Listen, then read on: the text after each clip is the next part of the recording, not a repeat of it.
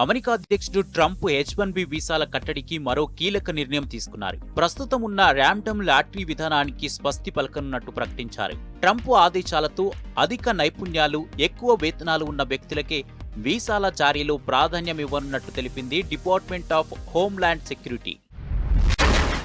US vice president JD Vance నేటిజన్లకు తీవ్ర హెచ్చరికలు జారీ చేశారు. తన సతీమణి ఉషా వాన్స్ ను దూషించే వారిపై అసహనం వ్యక్తం చేశారు. ఉషను కించపరిచే వ్యక్తులు జాతి ద్రోహులతో సమానమన్నారు వాన్స్. భారత్తో గొడవలను పక్కన పెట్టి సత్సంబంధాలు కోరుకుంటున్నామన్నారు బంగ్లాదేశ్ నేతలు. ప్రస్తుత తాత్కాలిక ప్రభుత్వం భారత్తో ద్వైపాక్షిక సంబంధాల బలోపేతానికి కృషి చేస్తుందని చెప్తున్నారు. కొనసాగించేందుకు కట్టుబడి ఉన్నట్టు తెలిపారు. బొలివియా ఆందోళనతో అట్టుడుకుతోంది. ప్రభుత్వానికి వ్యతిరేకంగా రాజధాని లాపాజ్ లో బొలివియన్ వర్కర్స్ యూనియన్ నిరసనలకు దిగింది. ఇంధన సబ్సిడీలను రద్దు చేస్తూ ప్రభుత్వం జారీ చేసిన ఉత్తర్వులను ఉపసంహరించుకోవాలని డిమాండ్ చేస్తున్నారు ఆందోళనకారులు. పర్యావరణ ఉద్యమకారిణి గ్రెటా థన్బర్గ్ ను లండన్ పోలీసులు అరెస్ట్ చేశారు. పాలస్తీనా అనుకూలవాదులకు మద్దతుగా చేపట్టిన నిరసనలో పాల్గొన్న ఆమెను అదుపులోకి తీసుకున్నారు. పాలస్తీన్ యాక్షన్ అనే ఉగ్ర సంస్థకు మద్దతుగా నిలిచినందుకు అరెస్ట్ చేసినట్టు తెలిపారు. తుర్కియాలో ఘోర విమాన ప్రమాదం జరిగింది.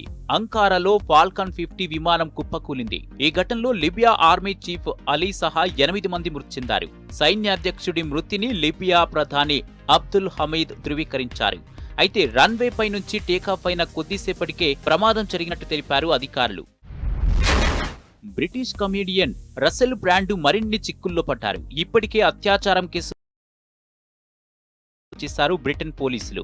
లైంగిక వేధింపులకు సంబంధించి కొత్త అభియోగాలు మోపారు. అయితే తాను నిర్దోషినని అంటున్నాడు బ్రాండ్.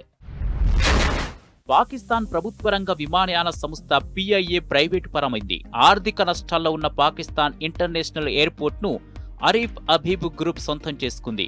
దీంతో PIAలోని 75% షేర్లు అరీఫ్ అబీబ్ గ్రూప్ కు బదిలీ కానున్నాయి. PIAలో మిగిలిన 25% షేర్లు కొనుగోళ్లకు 90 రోజుల గడువు ఇచ్చింది పాక్ సర్కార్. యూరప్ దేశాల్లో ఈవీ వాహనాల అమ్మకాలు ఊపందుకున్నాయి. జర్మనీ, ఇటలీ, ఫ్రాన్స్, స్పెయిన్ వాసులు ఈవీల వైపే మొగ్గు చూపుతున్నారు. దీంతో వరుసగా 5 నెలల్లో కూడా ఈవీ కార్ల విక్రయాలు రికార్డు స్థాయికి చేరాయంటున్నారు వ్యాపారులు. జపాన్లో ఓవరాయ్ షింజి వేడుకలు ఘనంగా జరుగుతున్నాయి. ఈ ఉత్సవాలను పురస్కరించుకొని హిగాషి ఒసాకాలోని హిరావోకా పుణ్యక్షేత్రానికి పోటెత్తారు జనం. ఈ సంప్రదాయ వేడుకను నవ్వుల కలయికగా మార్చేశారు. ఈ వేడుకలో పాల్గొనేవారు కలిసి నవ్వితే అదృష్టం వరిస్తుందని చెప్తున్నారు.